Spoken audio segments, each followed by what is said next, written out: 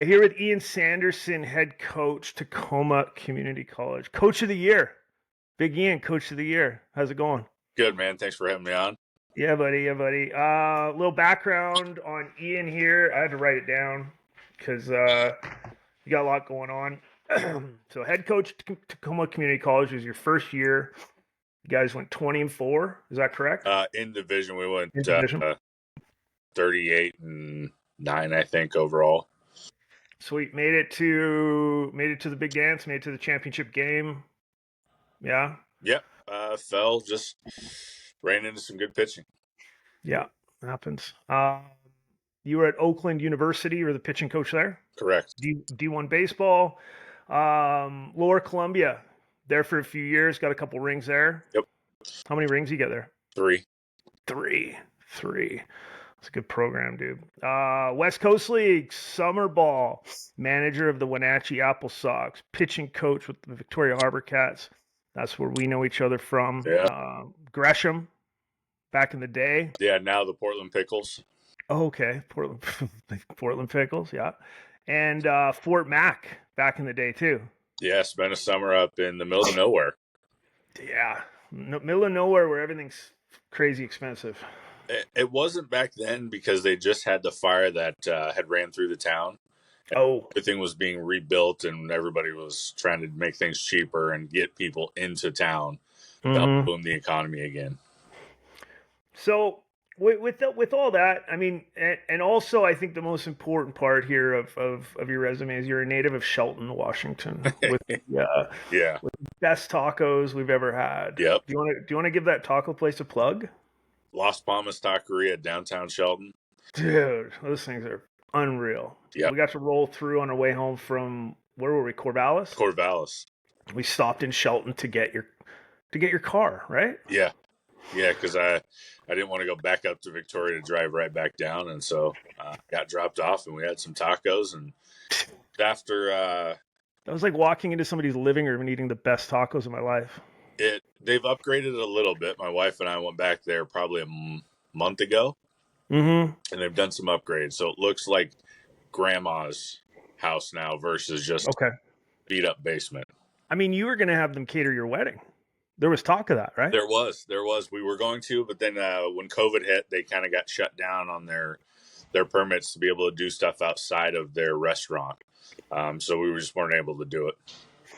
So if you're rolling through Shelton for whatever reason, stop or make an effort to go there. Okay, so talking about we were talking before we hit record on the premise of this podcast. I don't even have a name for it, but I just think it's important because, again, Ian and I were talking about unrealistic expectations and unrealistic maybe information or goals with social media and what's going on in recruiting.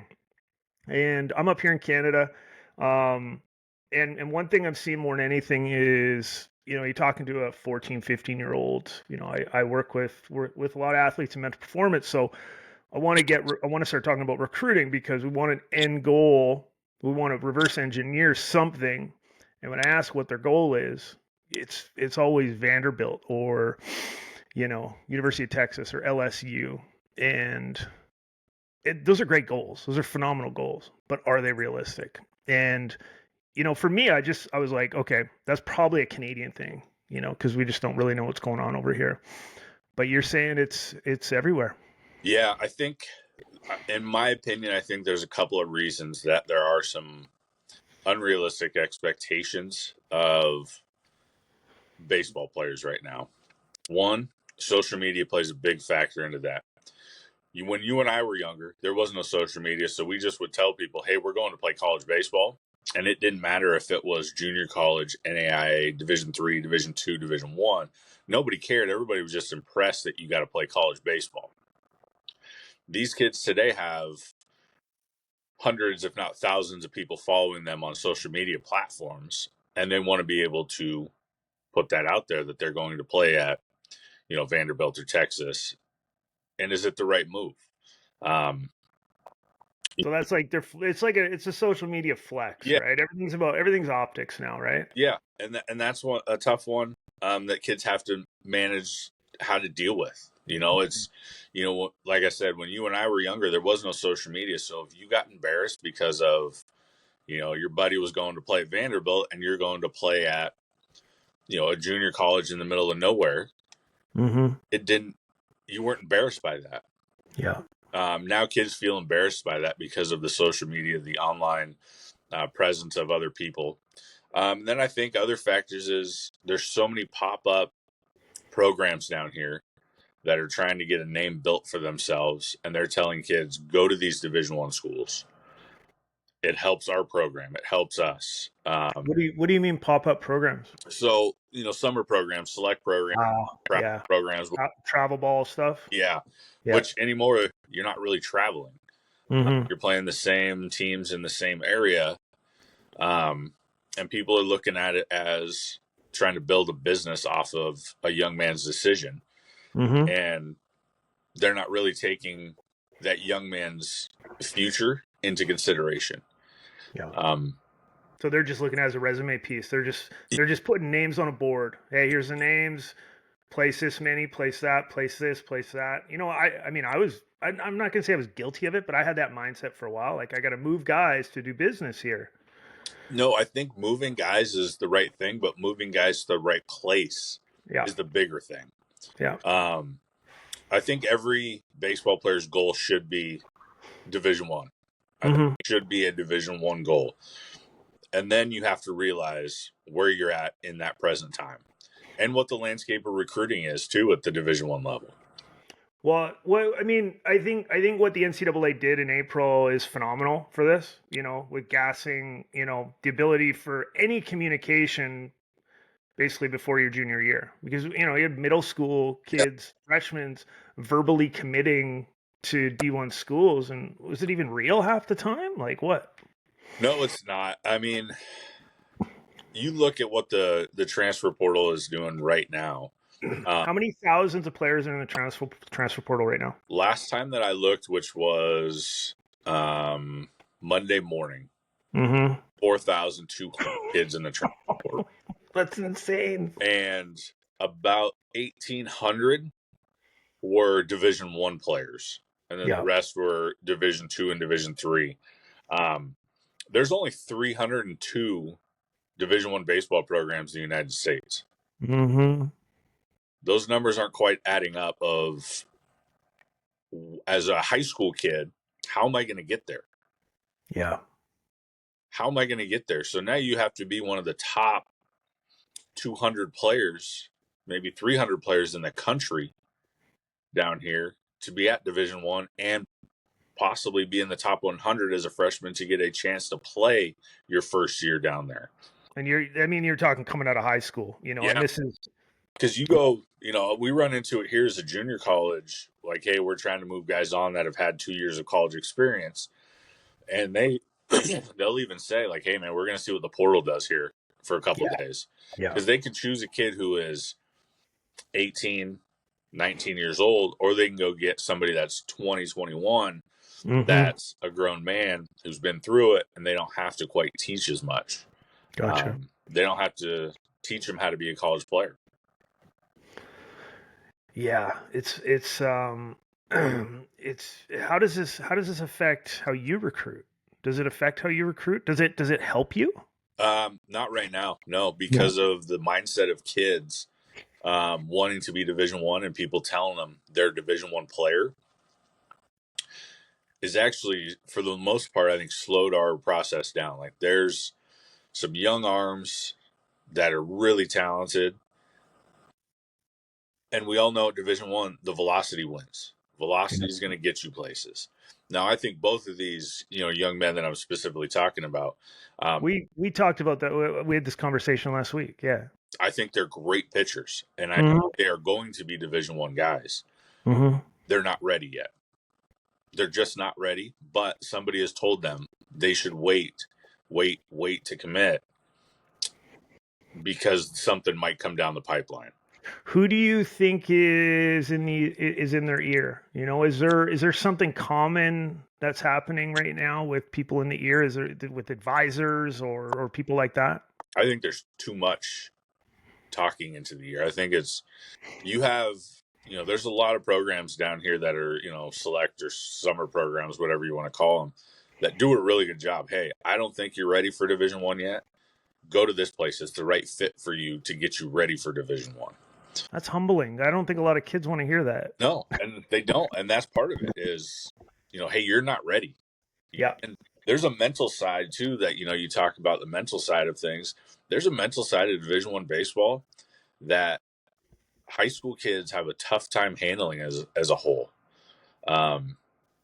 It's a business up there. It's not Mhm. as fun as summer sometimes. It's you're here on time, you're there on time, you're in classes, you're in study tables, you're with the trainer. Um, you're in meetings, you're doing all this stuff. And if you make a mistake, especially now, it's easy. Hey, go ahead and leave, and we'll just go to the portal and get somebody else that Yeah. can't do it. Yeah. So it's even tougher now for these kids to feel like they have the chance to fail and not be fully sent back down to having no place to play. I mean, talk about the mindset with that and the humbling experience of being a high school kid right now, having mom and dad and people say, "Oh, you're the best, you're the greatest, you're the this, you're the that." What's your advice? What's your advice to some high school kids right now, especially in Canada? I mean, you've been up here, you've seen Yeah, it, you've seen the guys we work with, there's and some good talent up there, and I mean, when Mhm. I at certain schools, I've tried to recruit some of that talent. And actually, I just speaking of that, I just spoke to a kid who is from the BC and is in the portal right now, and is trying and reached out about coming back up into Washington last night. So we've got a conversation today Mhm. about it. And he went to a university down in Texas, Mhm. and for whatever reason, it didn't work out. We haven't got deep into it enough for me to have all the information, but it's a kid that's a quality arm. It's upper 80s, touching 90, and doesn't have a place to play right now. Yeah. Yeah. Um, so what did it? In my opinion, I tell a lot of guys is, what is your end goal, which is where Yeah. you have to start. Um, what's your end goal, and what is the average of players at that end goal? What do you hear as a common end goal? Division One. Okay. Okay. So then, how I reach out to try to reach players and tell them, hey, so what is your end goal? Division One. Okay. What school do you want to play at? So how I do recruiting, even with our sophomores, is in September they bring me a list of 10 schools that they want to attend that has baseball that they like, but it also has to have the academic programs that they want, Okay. because most of us aren't going to be in baseball for the rest of our lives. So Mhm. having a degree is probably more important in a couple years. Yeah. Um, and then I tell them, give me 2 or 3 dream schools. And then we come down, we sit down, we go over the list. And What are the dream schools? What are the common dream schools? I've had different ones. I've had, University of Oregon, Arizona Yeah. State. Yeah. Um, I had a couple of kids bring up, like Coastal Carolina is their dream school. Huh. Interesting. One kid brought up in his side of his dream schools, he brought up, a mid major in California Okay. because it has his academic program and Mhm. the 4.0 student. Mhm. And so happened to know the coach, reached out to him. And Was this a recent UCSB signing? no, but that's another good one. Like, Yeah. his dream school was non-existent. His dream was to be in a warmer climate Yeah. and a place where he was going to step in and compete right away to try to be a guy for him.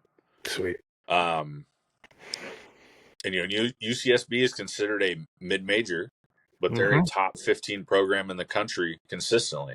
They just hosted a regional, Yeah. right? So Like they got it going on. it's not, a lot of our guys have some realistic thoughts of like, what is a dream school? I think I mean, and don't mean to keep interrupting you, but I'm just back and forth here. I think as you go to Tacoma your freshman year, you continue your sophomore year. you start to realize what a realistic dream is, right?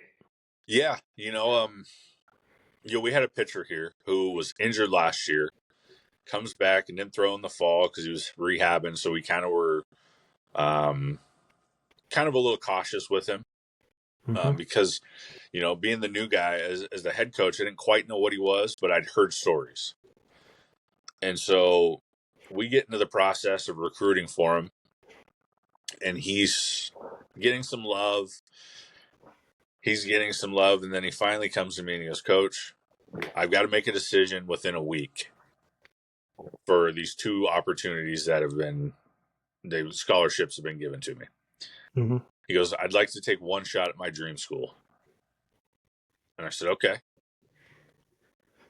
who is it? Who is it now?" And he goes, because he'd given me a list of names. I'm like, UCLA, that's a little tough. Yeah. But he goes, I know that. And Arizona State, they had a little bit of interest. Arizona had a little interest, and those were on his list. But his dream school is University of Oregon. Yep. So reached out and didn't quite work out the way he wanted it to. And then all of a sudden, I call him back and I said, "Hey, this kid has 1 week to make a decision. Mm-hmm. If you guys are interested at all, you got to get up and take a peek and make it happen if it fits your program." So we go through the process of due diligence. What's his academics? What is he as a teammate? How's his work ethic? How's the weight room? They never once asked me about baseball. Yeah. So they said, "When is his bullpen?" I said, "It's on Tuesday." They come up, they see him throw 60% bullpen that night, offered, the next morning committed to his dream school. Part of it is he grew up 5 minutes from their baseball facility down at University of Oregon. Okay. That was why it was a dream. He never thought he could get there, and so that's why he never brought it up. So that's why I've now changed how I go about this with guys a little bit, is give me your dream schools just so I know, because you never know sometimes. And then also give me realistic schools of where you're at right now. And if we get with our guys into the December timeframe and there's not a lot of love coming from the Division I level, hey, it's time to start looking at some Division IIs and some Division IIIs and some NAIA schools. And that part's just as humbling for junior college players as it is for high school kids to be told, "Hey, you're not ready for Division I." Totally. And especially at for the last 15, 20 years, Tacoma's been a very dominant junior college program, and put out a lot of guys that have moved on to power conferences. We got a kid that actually played here, but played for me when I was in Wenatchee. He's with North Carolina going to the College World Series right now. Unreal. We've had guys at University of Washington. A pitcher from last year's at Auburn. He was their Friday night guy this year. We also have guys that are dominating at, smaller, Nickel State, Louisiana. We have an all-league player, hit 300 plus down there in his first year. So it's a mix of Division I is a broad range. Yeah. Well, I mean, there's Division II schools that would be a better option than a shitty D1 school. Absolutely. Right? Like I tell this to players all the time. You go to I know an arm who went to went to Georgia Gwinnett, and they won the national championship. From there, and then he was able to go play pro ball. So they won one, and then they went 6th or 7th this year. Yeah. And but they're on the map. It's about being on the field. Yep. Is the biggest thing that players don't understand yet. Mm-hmm. And then the guys that come here to a junior college and a good junior college, they realize that there's good players. Oh yeah. And you're competing with good players. And so it's not easy to be here, but being in college baseball is a success on its own. Yeah, it is. On its Absolutely. own. It's no matter what level it is, a very small percentage of athletes here in the United States get to actually play college sports. Well, I mean, I told this to when I was running a program up here. It's a Canadian collegiate program. I'm like, you guys are lucky to even be doing this. Like this to actually get out in the field and do this and play at this level. You have the potential. You're out playing. You're out doing it. I want to go back to what you're saying about Oregon. So, and it's funny. You said you didn't even ask about baseball, like the talent involved, right? How much of that comes with your time in the game and your relationships built with communicating with these coaches? You know, A lot of it. it's like myself calling you about a player. Yeah. It's you calling Oregon about a player. There's not a lot to talk about on the baseball side because there's trust there. And where do you see that in the college game right now? I think once you put your name on somebody and you've gone down that road Mm-hmm. and you start to build trust and processes with guys, that becomes less of an issue. Yeah. But there still also is the piece where, hey, we got to get our eyes on him. Mm-hmm. Mm-hmm. And sometimes it's just video. Yeah. And then they trust that you are taking the kid and their program and doing the right thing by them. I've always been somebody that likes to have repeat customers, as I like to call them, at the college level. Yeah. So when I'm at the junior college, if I get one guy to, University of wherever, I want to make sure it's the right fit and the right guy. So then the next year I can say, hey, I got another one for you. And they're like, okay, we love the last one. Yeah. And then Yeah. move on and repeat and repeat and repeat. Not necessarily because It's kind of like recruiting in summer ball, right? It's like you keep going to the same well because you know you're going to get good dudes. yeah. And sometimes like people look at that and think, well, that's just a lazy way of recruiting. No, it's if you find the right program that is, you know, moving in the right direction, and puts you on the field and gives you a chance to play, Mm-hmm. gets you your chance to be seen by professional scouts. What else can we ask for? A good Well, experience being on the field. it's funny. A lot of kids are talking about who they're playing for, and I think you really got to look at who that team's playing against. It's something I've told kids, especially if you're playing high school baseball. It's like it doesn't matter if you're on that team. Who are you playing against is what matters. It doesn't matter if you're 0-20. If you're out there shoving, the only guy that shoves, you're going to be noticed. Yeah, You're going to be seen. and it's you go back to it. There's mid majors all throughout the country Mm-hmm. that are scheduled against those Power Five schools Yep. in midweeks. Yep. And what happens? This midweek comes in and knocks off, an SEC school or an ACC school down there. Mm-hmm. And hey, who's the guy that did that? Totally. Totally. That's going to travel like wildfire. Who was the guy? And then no matter where you're at, if you're doing the right things, you're going to be seen. Mm-hmm. Mm-hmm. Um, I got a call about a young man actually the other day. The Dodgers had reached out and asked me about this kid. Okay. He'd been at a Power Five school, Mm-hmm. never got love because he wasn't on the field. He Yeah. goes to a mid major and is the exact same guy as far as pitcher. He's the exact same pitcher, but he's on the field. Yeah. And now you got the Dodgers calling and say, hey, is this kid the right move? Is everything about him what we think about him right? And I had this kid, 5 years ago, 4 years ago, 5 years, something like that. And I'm like, yeah. And they asked, the thing is, they asked, is it a surprise? I said, no, it's not a surprise.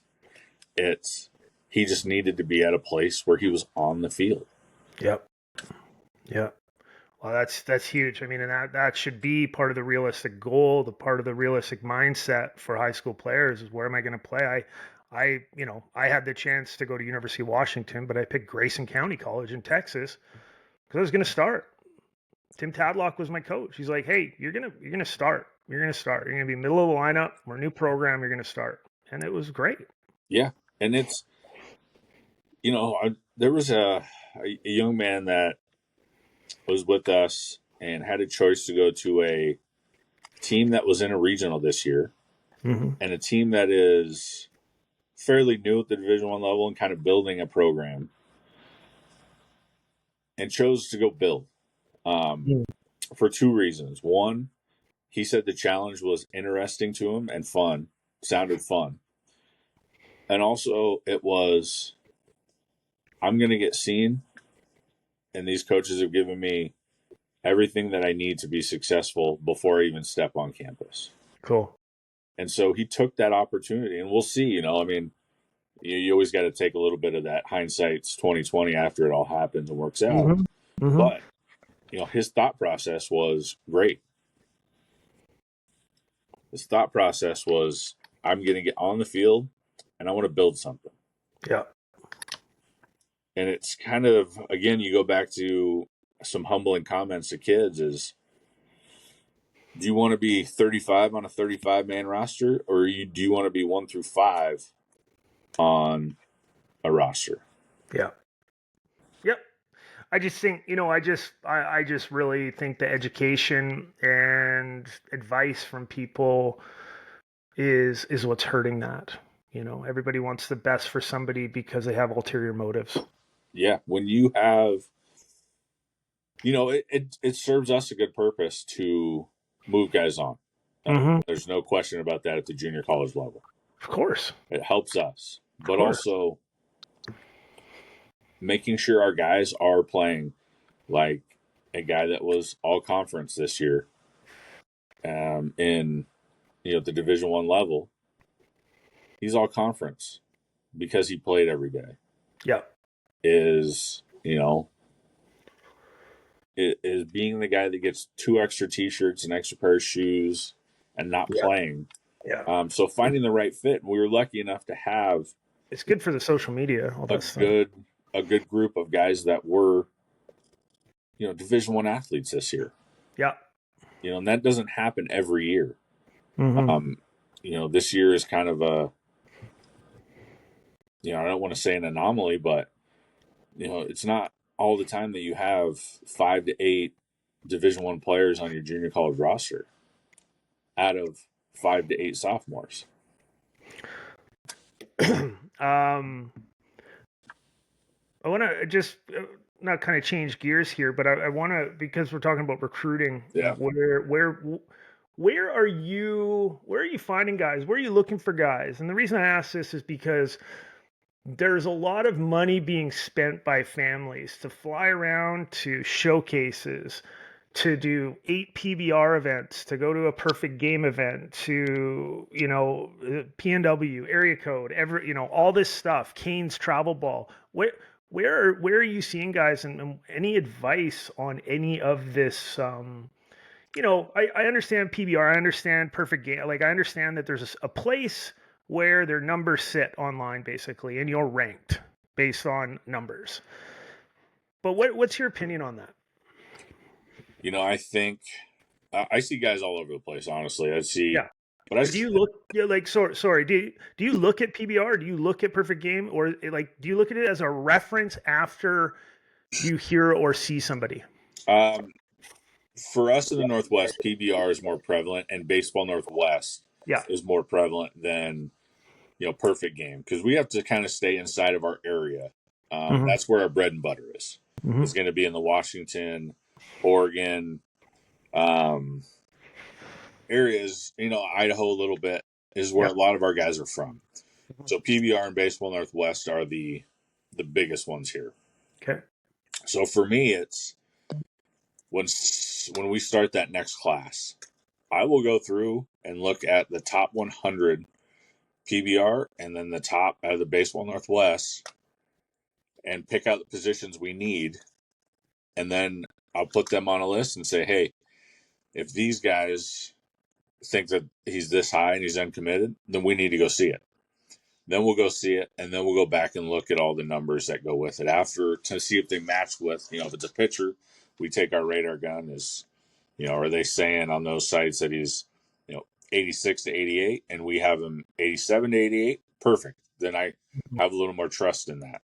Okay. And it kind of goes the same for other things. I mean, some of it's just connections, word of mouth. I've got an Australian kid coming up this next fall because of a connection that happened 5 years ago, 4 years ago. Yeah. And then all of a sudden, me doing that has turned into, hey, I'm bringing up a group of Australians, to do this and this, and you're one of 2 schools to come take a peek at them. Gotcha. And then here's 2 more. And then, social media does play a factor into who gets noticed. Yep. But for me, I don't live and die by it, because you can clip together 2 or 3 of your best pitches or your best swings. Mm-hmm. And in reality, those are the 2 or 3 of the best that you've ever taken. Yeah, totally. And so it's like a dating site. You're only putting your best picture up there, right? Yeah. I don't know. I'm going to need some help on a few of those pictures, but do you ever, so being in the Pacific Northwest, you're close to us up here in BC. Do you ever look at PBR BC? Like, absolutely. Yeah, you do. I was in talks with, the tough part is being an international student coming to the United States. Finances play a factor into the decision of coming down here. Mm-hmm. And so, there's been some kids that I've really liked, but the financial piece is a little bit heavy on the family. Yeah. And I totally understand that. Mm-hmm. And so it's like, all right, well, we're also a junior college. We can't say we're going to give you 100% tuition. Yeah. We can't give that anyways to even in-state guys. Mm-hmm. But no, I look at that one. Like I said, in talks this afternoon with a kid from the Vancouver area. Okay. Yeah. We've talked a couple of different times about kids that are on the island up there. Yeah. Yeah, absolutely. And, asked, who was it? There was a pro scout that does some Northwest stuff. And so asked him, hey, is there any guys up there in that pocket? Because I've had success with a couple of guys from the island previously. And then even in the NWAC, we faced a guy this year that was from the island and was, a real solid. Saw him when, he was, junior, I think, and he was coming out and watching the Harbor Cats. And then we also had, Noah back in the day, who was down at Sac State. Loved him and was like, I think we got a chance because he is on the island and not overly exposed. And then all of a sudden he became exposed, and then somebody snagged him up. He got exposed with the national team. He's in the Pirates organization now. Yeah, that's what I mean. Like, I am not opposed to anywhere inside of, if it's outside of where I have reach to go get or go look at, I got to have somebody that I trust up there. Yeah. And so, we look at it, the international tuition plays a factor for some families. For sure.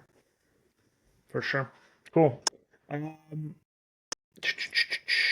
was the last one I want to talk about? Oh yeah. So we chatted last week and we were talking about mindset, mental, the mental side of the game. And after your first campaign was a successful one, and kind of what is your outlook on not what you want to do with your team, but where you want to see new recruits, sophomores, leadership wise. What's your game plan going into year 2 with mindset and mental performance in a sense? I think just as players have to evaluate coaches, it's just as important for coaches to evaluate what has happened, where they want things to go, and where things were. Mm-hmm. And mentally, I don't think we did a good job on the coaching side, getting guys prepared enough to handle tough situations. I think physically we did some stuff that was good to help guys be physically prepared. Yeah. But I don't think I did enough to mentally get guys ready. Gotcha. And so what that does is that gives us all summer to figure out a plan. Mm-hmm. How do we want to do it? What do we want? Where did we stumble the most? Mm-hmm. So again, it goes back to some more reflection. And then I think what we're looking for is, for me specifically, is if you're a team that lives and dies by one aspect of the game, whether it's we live and die by the long ball, or we live and die by pitching and our offense has to scratch too, but our pitchers are going to be able to hold it. Yeah. You're going to have some struggles in that aspect. You have to be a little bit more even keel, and to create a whole ball club. Mm-hmm. Now you're going to have guys that hit home runs and strike out 15 and throw shutouts, and we just can't. I don't want us to live and die by being a one-dimensional program. Yeah. And so it's getting guys that can stay even keel when things go a little bit off of our plan. And I love watching high school kids when they fail, because I've probably already seen them really good. Yeah. I know their talent is right, and I know they can play. It's how are you going to react when something hits the fan? Mm-hmm. And are you going to be able to stand in the trenches with your teammates, or are you going to pull them out of the trenches and not be able to go to battle with them? Yeah. And so it's finding the guys that are even keel and how they go about their day. Overly excitement. The rah-rah? No. Yeah, I don't need that. I need you to be invested in the game. Yeah. I need you to be invested in your teammates. Uh-huh.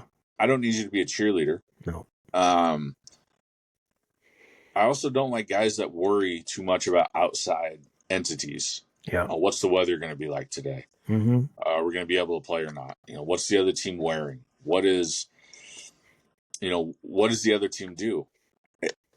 We'll give you a scouting report and we'll tell you, hey, this guy does this, this, and this. But in reality, go execute what you do best, Mm-hmm. and it doesn't really matter. Yep.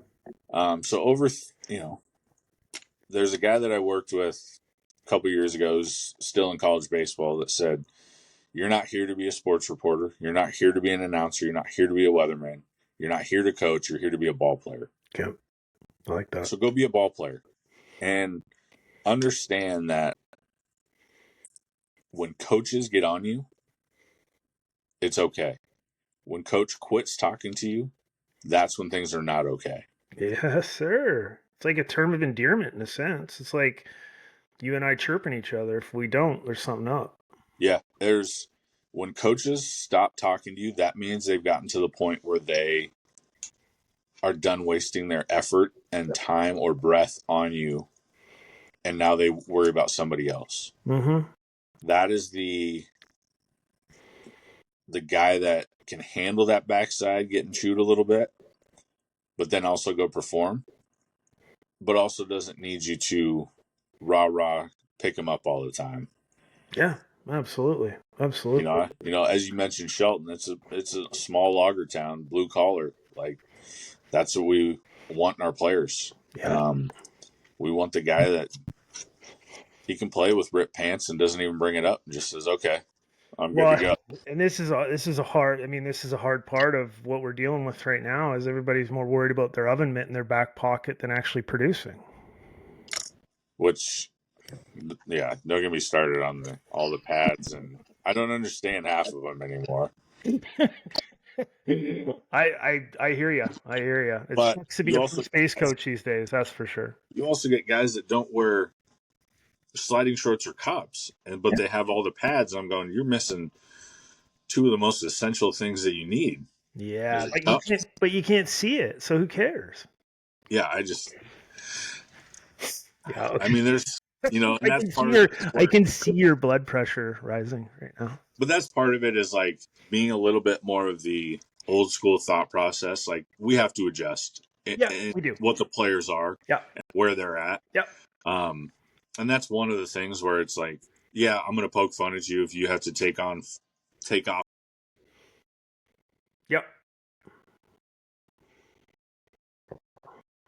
That's all right. My mom just FaceTimed me. Oh, there you go. That's why it cut out. Yeah, if you have to take it all off and it takes 30 seconds, I'm probably going to poke at you a little bit, but I'm also not going to be the coach that says, hey, you can't wear anything. No, especially if you're producing, it becomes a problem if it interferes. Yeah, That's what I see nowadays is that, the more worried about the optics than the actual game. yeah, because it used to be, we're trying to impress the girl in the stands, With our performance. and that was it.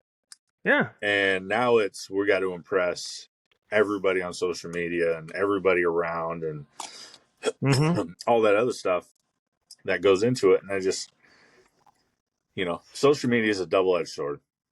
There's a lot of positive that comes out of it. There's a lot of negative that goes with it. And so these kids are in a weird place. So let's wrap it up. Let's wrap it up with, I got one quick question for you. If you're getting communication from a player, an email, a letter, a phone call, anything like that, a little bit of advice. One, don't make it so impersonal that it looks like you've copy and pasted. Yeah. Don't make it long either. Don't make it what? Don't make it long. No. Yeah. Since we've been sitting here and, I'm at the junior college level, which is way different as far as number of contact each day. I've gotten 15 emails about kids as we sit here this morning. Hey, I'm open to recruiting, open to like doing this. I don't have time to sit and read 4 paragraphs. Yeah. Make it short, make it sweet. Your video, same thing.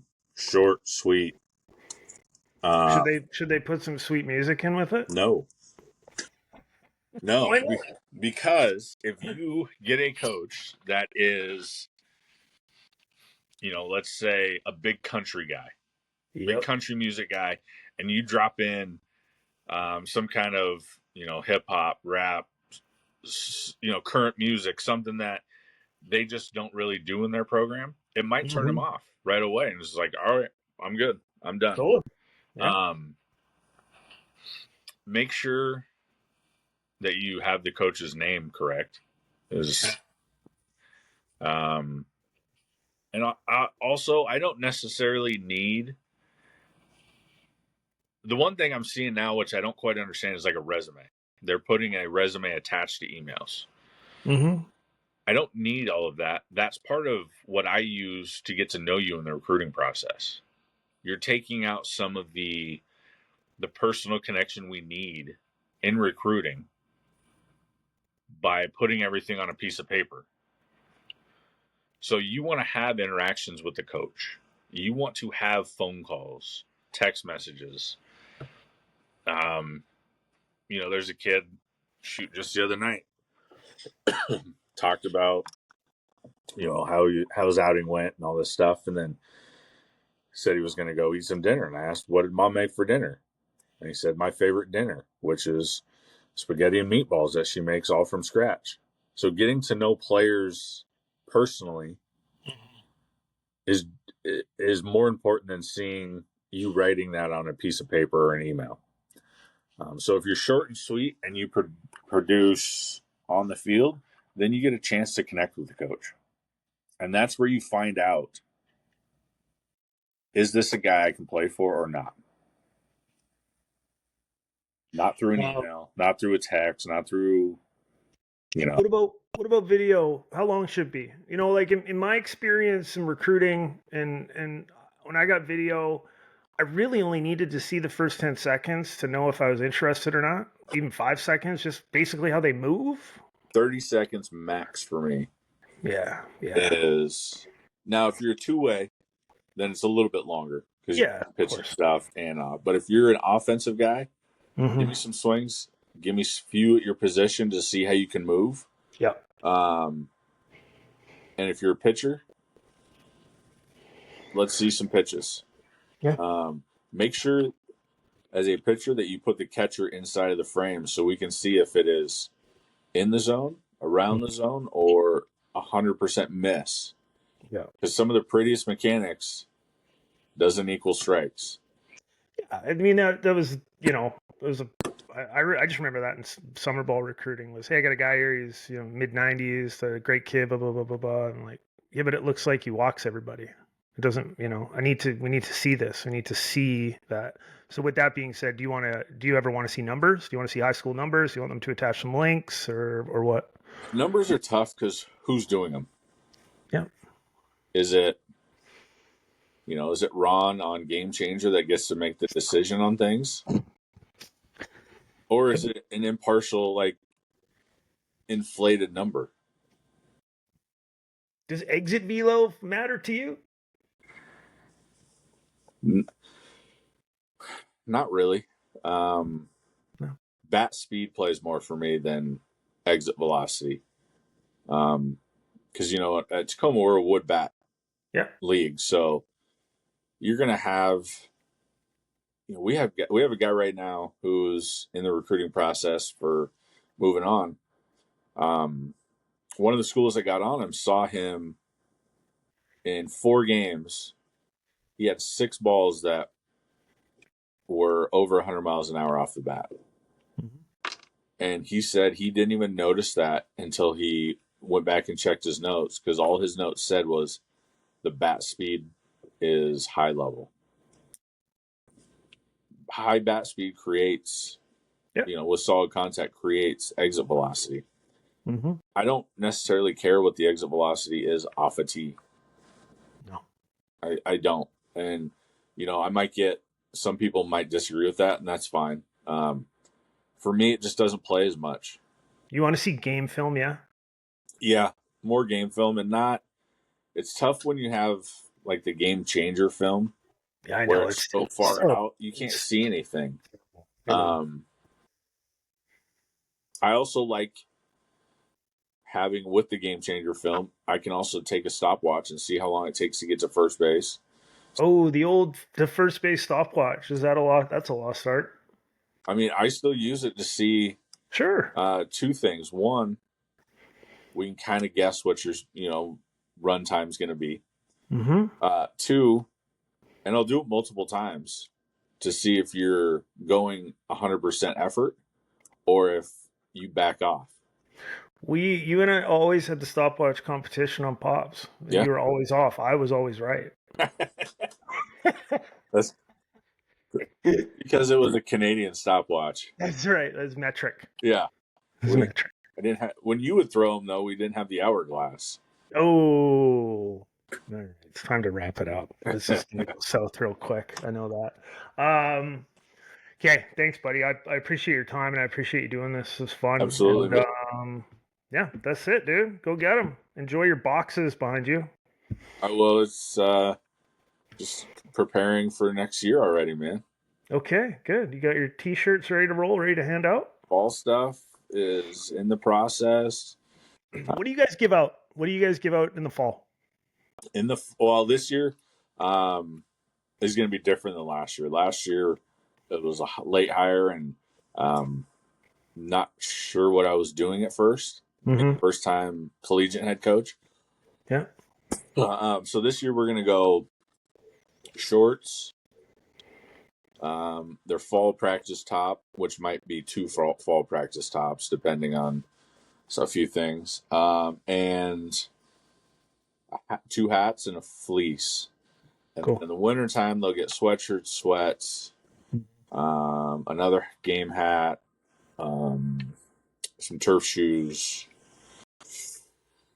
sweatshirts, beanie this year. They're getting the old toque. The old toque, eh? Yeah, getting the toque.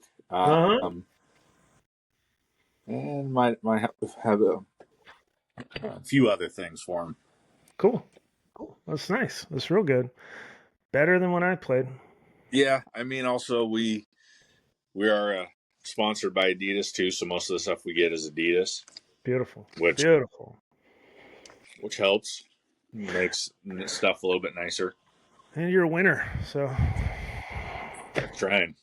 I'm trying. Okay, buddy. Appreciate you. Go get to All right, work. man. Talk Okay. soon. Thanks, Paul. Yeah. Okay. See ya. Bye.